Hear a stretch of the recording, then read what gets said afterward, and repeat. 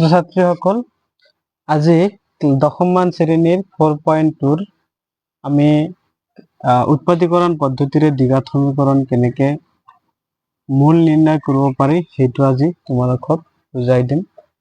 4.2 এক নম্বৰ প্ৰশ্নটো আছে আমাৰ x² - 3x - 10 এই সমীকৰণটোৰ দুটা মূল উলিয়াব লাগে আৰু সেইটো আমি কোনটো পদ্ধতি ব্যৱহাৰ কৰিম সেইটো হৈছে উৎপাদীকৰণ পদ্ধতি ফ্যাক্টৰাইজেশন মেথড। সো চাও আজি আমি উৎপাদীকৰণ কেনেকে কৰিব লাগে। উৎপাদীকৰণ কৰিবলৈ হলে প্ৰথমে চাব লাগিব যে x² এৰ হহক কিমান আছে আৰু ধ্ৰুবক পদ কিমান আছে। সো আমি x² এৰ হহক ইয়াত কিমান আছে 1 আছে আৰু ধ্ৰুবক পদ কিমান আছে 10 আছে। এতিয়া 1 আৰু 10 পূৰণ কৰিলে কিমান হ'ব 10 হ'ব। এতিয়া ইয়াত মধ্যপদ কিমান আছে মধ্যপদটো আমাক লিখিব লাগিব। মধ্যপদ কিমান আছে 3। এতিয়া দুটা সংখ্যা আমাক বাছিব লাগিব, সেই সংখ্যা দুটা এটাৰ পৰা আনটো বিয়োগ কৰি যাতে 3 হয় আৰু সেই সংখ্যা দুটা পূৰণ কৰি আকৌ যাতে 10 হয়। গতিকে আমি দুটা সংখ্যা লৈছো 5 - 2। The 5 - 2 = 3।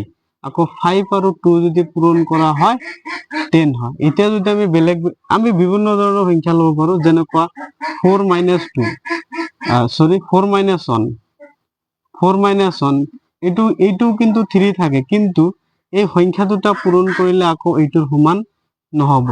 গতিকে এনে ধৰণৰ সংখ্যা আমি যিটি সংখ্যা লব নোৱাৰিম, এনেকুৱা সংখ্যা আমাক লব লাগিব যাতে আমাৰ এইটো ঠিক থাকে, মধ্যপদটো যাতে ঠিক থাকে।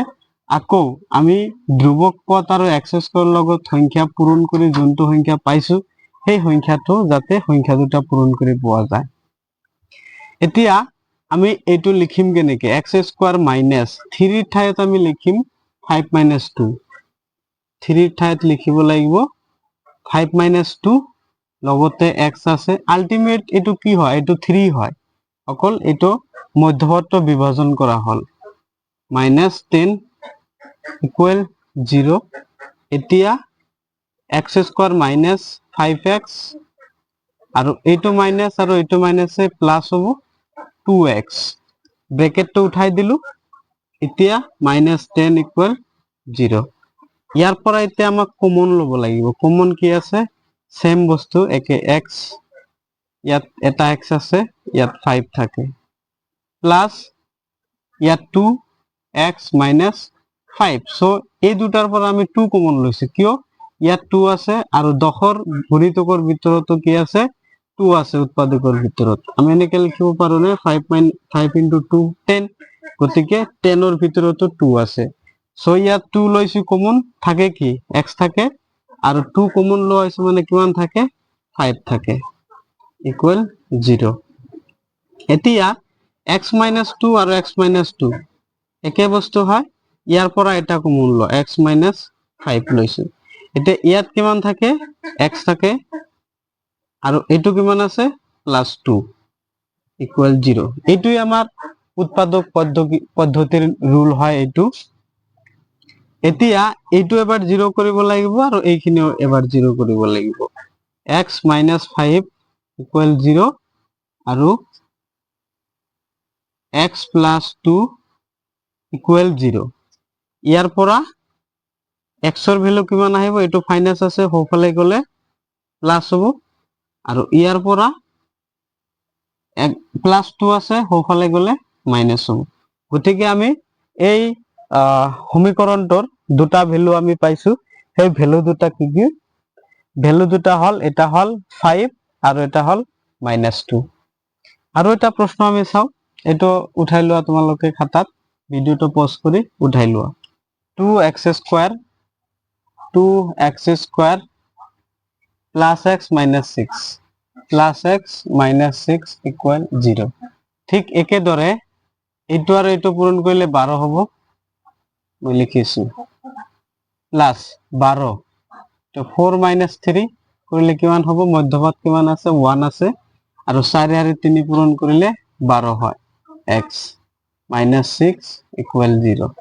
সো ইয়াৰ পৰা কিমান আহিব, ব্ৰেকেটটো উঠাই দিলে ব্র্যাকেটটা উঠাই দিলে হবো 4x minus 3x minus 6 equal 0. So ইয়াৰ পৰা কমন ল'ব লাগিব। কমন কি আহিব? 2x কমন আহিব। 2x ইয়াত কি ইয়াত সরি 2 নাথাকে, 2 তো কমন লোৱাই হৈছে। ইয়াত থাকিব x, ইয়াত থাকিব 2 minus 3, ইয়াত 3 কমন, ইয়াত x plus 2, 3 2 গুণ 6, ইয়াত 3 আৰু 2 আছে, ইয়াত 3 আছে, গতিকে অকল 3 টোহে কমন লোৱা হৈছে, বাকি কমন নাযায়। ইয়াৰ পৰা x plus 2 x